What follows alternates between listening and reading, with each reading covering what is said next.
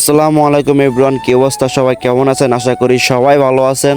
এখন আছি আমরা মাওয়া হাইওয়েতে, আর ভাই ব্রাদার সবাই আছে এখানে। এখন সময় রাত 1টা, আর আমরা সব ভাই ব্রাদার মিলে চিল করতে করতে চলে যাচ্ছি মাওয়া ফেরিঘাট। এখান থেকে অনেক সুন্দর একটা ভিউ দেখা যায় পদ্মা সেতুর। ফেরিঘাটে অনেক ফাস্টফুডের দোকান দেখা যাচ্ছে এখানে। দেন কিছুক্ষণ আড্ডা দিয়ে আমরা চলে গেলাম খাবারের হোটেলে। দেন আমাদের জন্য মাছ বের করলো, মাছগুলো টাটকা ছিল। তারপর আমাদের মাছটা কাটাকাটি শুরু হয়ে গেল। ওনাকে বললাম মাছটা পরিষ্কার করে কেটে তারপর বাজার জন্য। তারপর আমরা বেগুন নিয়ে নিলাম, বেগুনে চাকবাজি খাওয়ার জন্য। আর এখানে মশলা দেওয়া হচ্ছে। দেন কড়াইতে খাঁটি সরষের তেল দিয়ে দিল।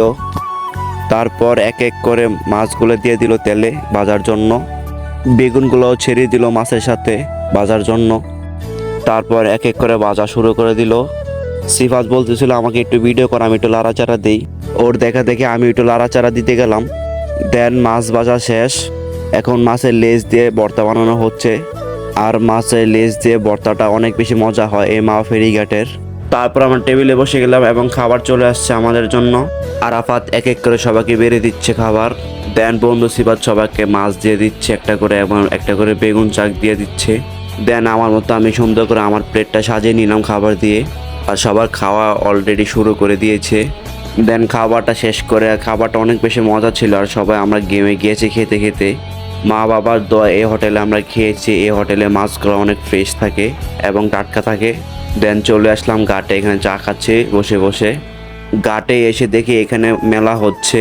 মেয়েদের অনেক সুন্দর সুন্দর কসমেটিক দেখা যাচ্ছে। এখানে অনেক সুন্দর সুন্দর দোকান বসে গিয়েছে। রাত বেজে গিয়েছে 3টা, এখনো এখানে অনেক বেশি জমজমাট এই মাওয়া ঘাটে, এবং মেলা হচ্ছে দেখে আরো অনেক বেশি মানুষ ছিল। আর আমরা গিয়েছিলাম বৃহস্পতিবার রাতে। দেন আমরা বাসার জন্য রওনা হলাম।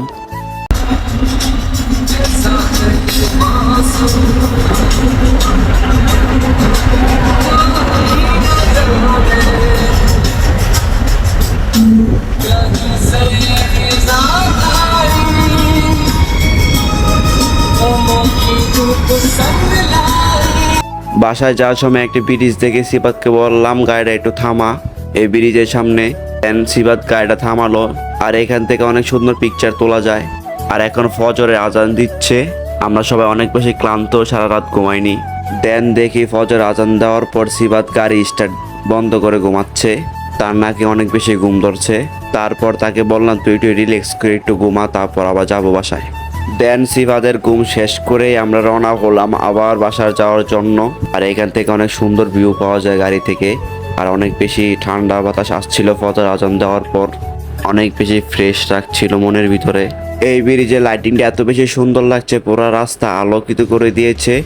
আর এখানে ভিডিওটা শেষ করে দিচ্ছি। সবাই আমার জন্য দোয়া করবেন। আল্লাহ হাফেজ।